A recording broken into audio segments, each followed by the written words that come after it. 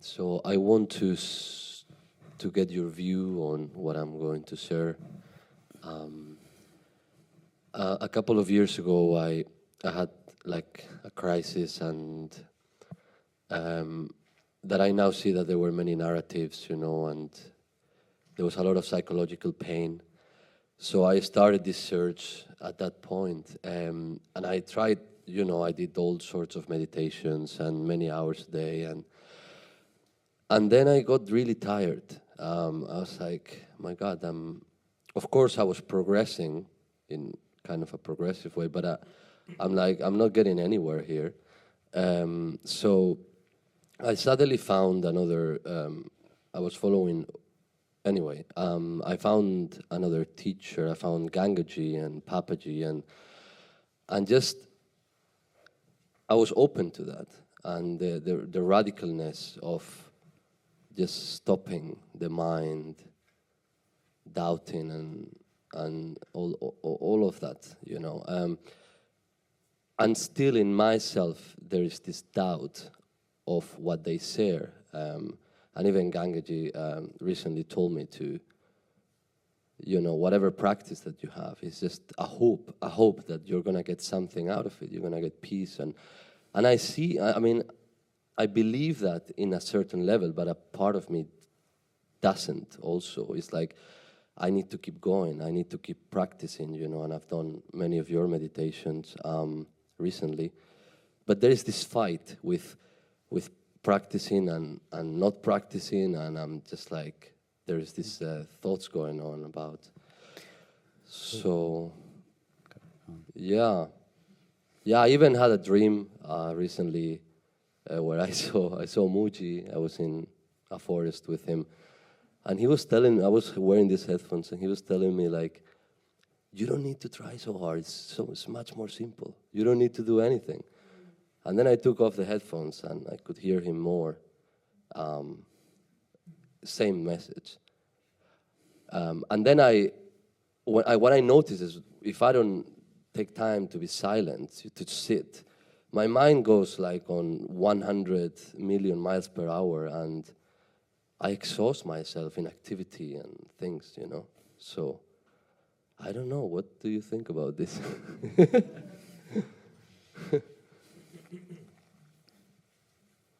Why do you practice? So, the main reason is, honestly, I just want to, I suffer with these narratives, I identify with. Why do you practice? I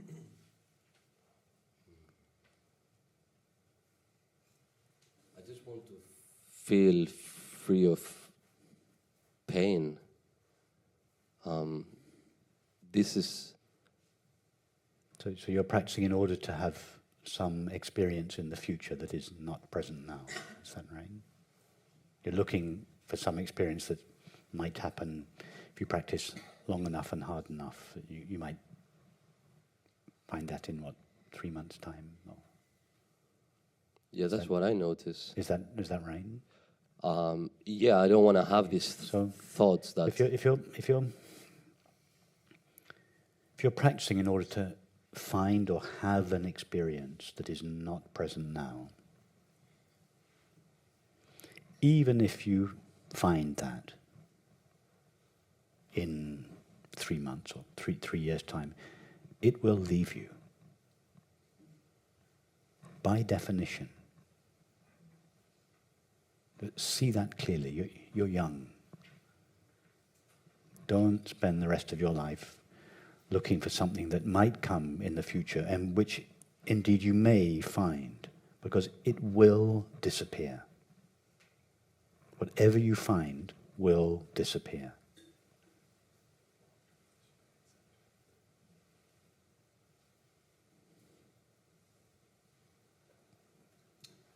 I think I'm having a bit of trouble understanding. Yes, do you find it hard to understand that? Yeah. Well, let's... A moment. Have you ever experienced anything in your life, something that came to you, that didn't at some point leave you? Yeah, no, I've never had that. What makes you think that you're going to find one thing that doesn't leave you. Is there anything in your experience that suggests that that's going to happen? No, there is nothing. You're right, it's not going to happen.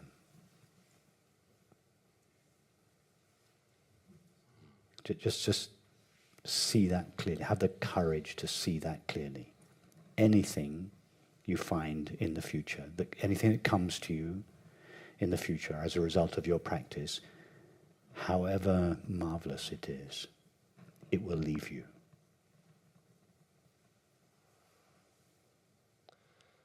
Why would you practice to find something that will leave you? Why would you do that to yourself? Yeah, it makes no sense. No. I hope that's what you were going to say. What's coming to me, because often when I ask a question, to someone like you, it's like, it's not so easy to. It's like almost I'm looking for this establishment in this understanding of peace and happiness, in this seeing. I guess that's what comes to me now. That's what I'm looking.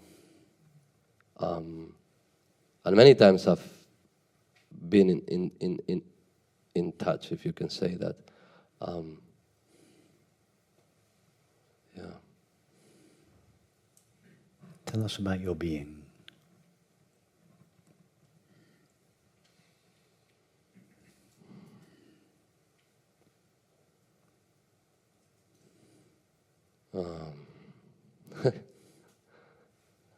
I don't.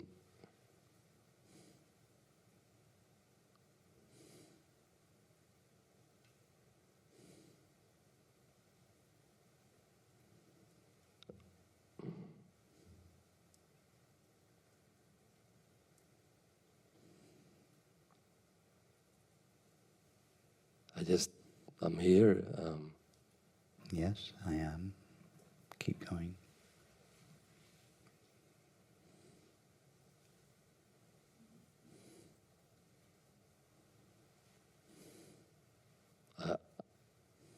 That's it. Keep going. I.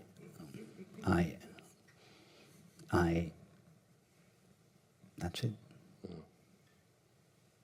I don't know. Do you know what Ramana Maharshi? Don't take it from me. Take it from Ramana Maharshi. You know what Ramana Maharshi said was the highest samadhi of all the samadhis that you can have. The highest samadhi. You know what he said? I am. The experience you had just then.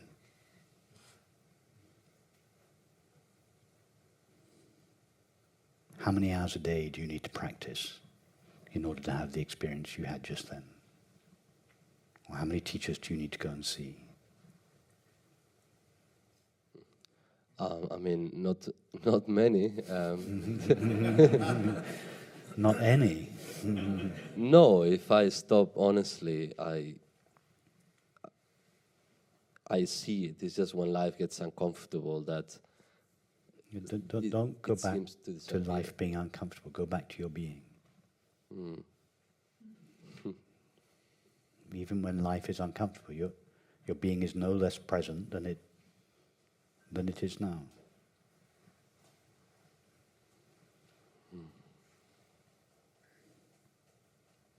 You know what else Ramana Maharshi said about meditation?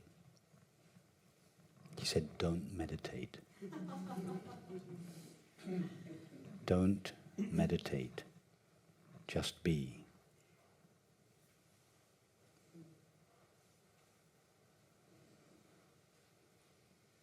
Now, how hard do you have to try to just be? How hard were you trying just then when you went quiet and tried to tell us about your being? You obviously went to your being. You were tasting, knowing your being, tried to express. How hard was that? Did you have to try? No. No. Mooji gave you good advice. You don't have to try. Being is the only experience you will ever have. And of course, being is not really an experience, but it's the only experience there is that does not require effort. Remember the Ashtavakra Gita. Happiness belongs to that supremely lazy person for whom even blinking is too much trouble. Yeah, I want to be the other way. This. Right? I love to be that lazy person. You know? I can't be that lazy person. yeah. Be that lazy person. So tomorrow, we want to see you with a new name badge. And instead of in silence, we just wanted to say, I am supremely lazy.